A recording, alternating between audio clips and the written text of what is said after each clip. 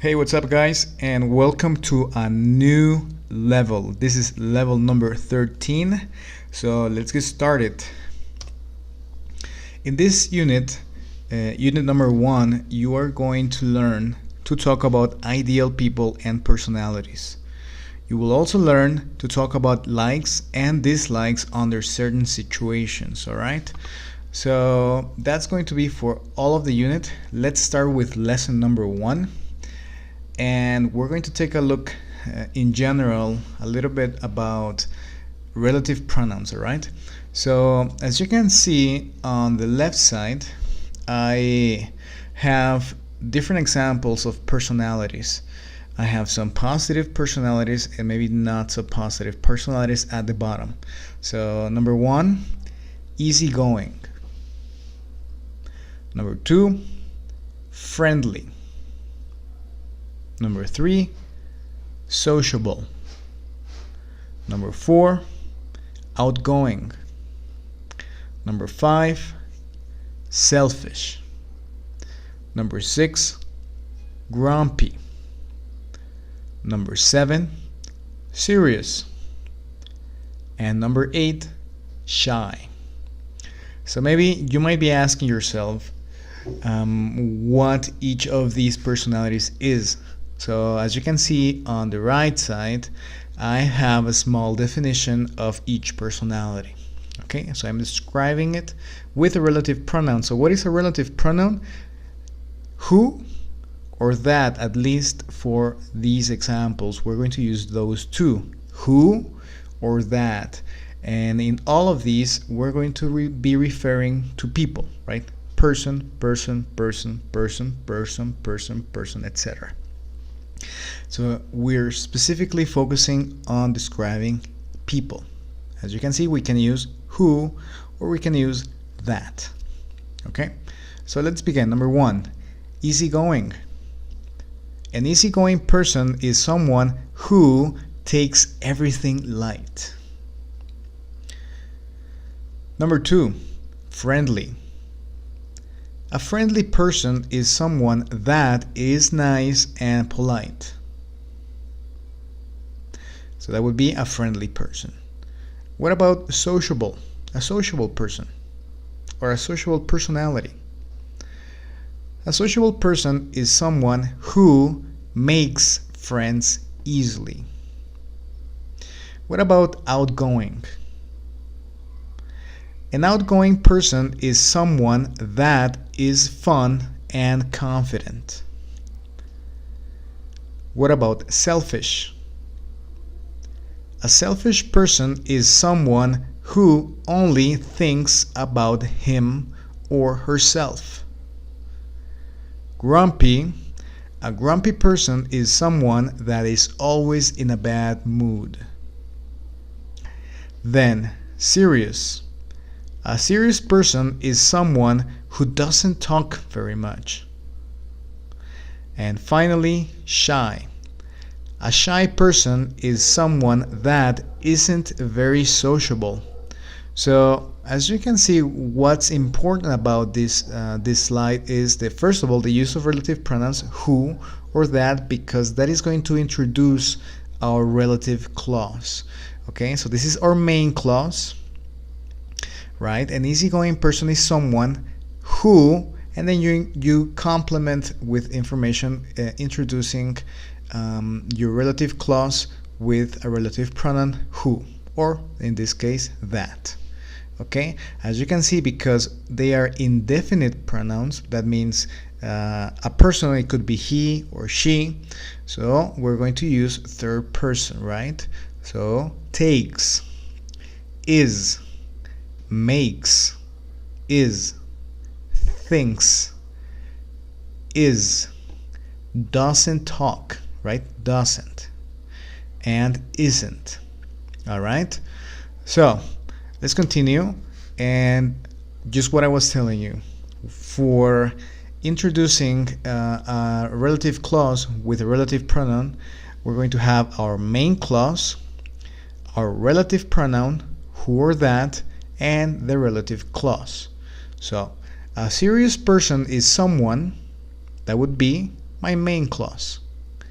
who is my relative pronoun, and doesn't talk very much would be my relative clause. Okay, so a serious person is someone who doesn't talk very much. Okay, let's continue. We may use relative clauses in different ways. So remember that at the beginning I said that we were going to be focusing on who or that, but that doesn't mean those are the only two options. We can also use them in different ways. For example, we can use them for likes. I really like people who take everything in a positive way. We can use them for dislikes. I don't like a person that doesn't care about others. We could also use them for reporting. That's the man who stole the woman's purse. It doesn't have to be about people. We could also use them for location.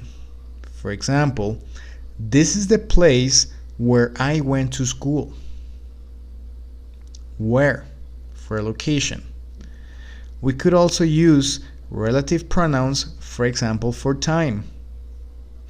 I listen to this song when I feel a bit down. And finally, we could also use them for objects.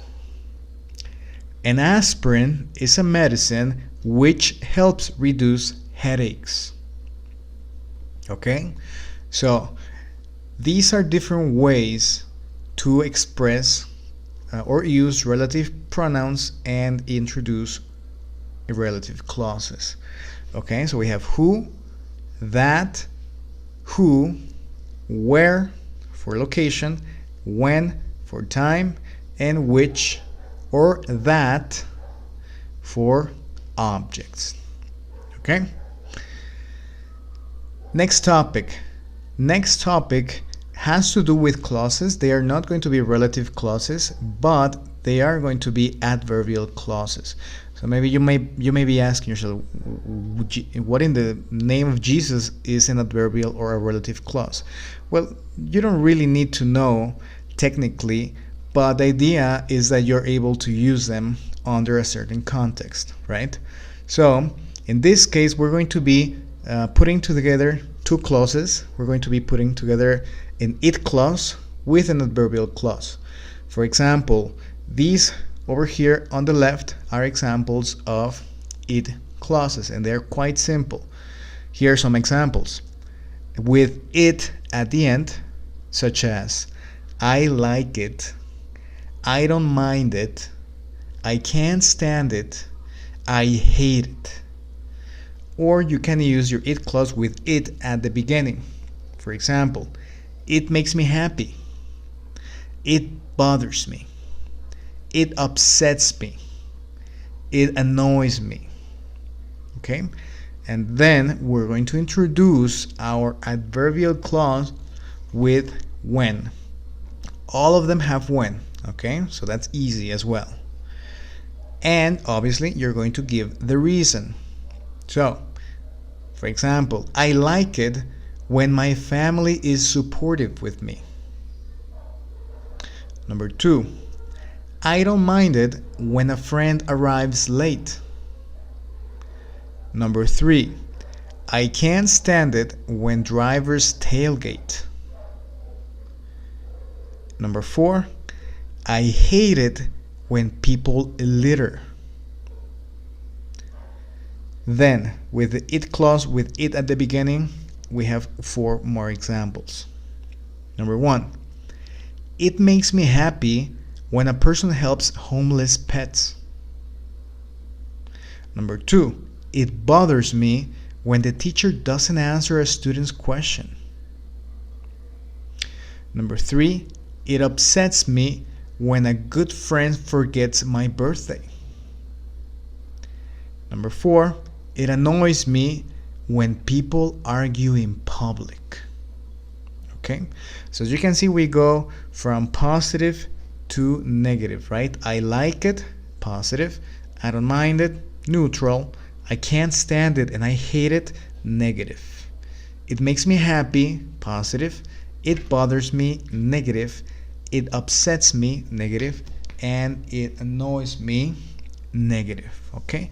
Then we have when, and then we have the complement, and it usually includes some sort of noun or object or person.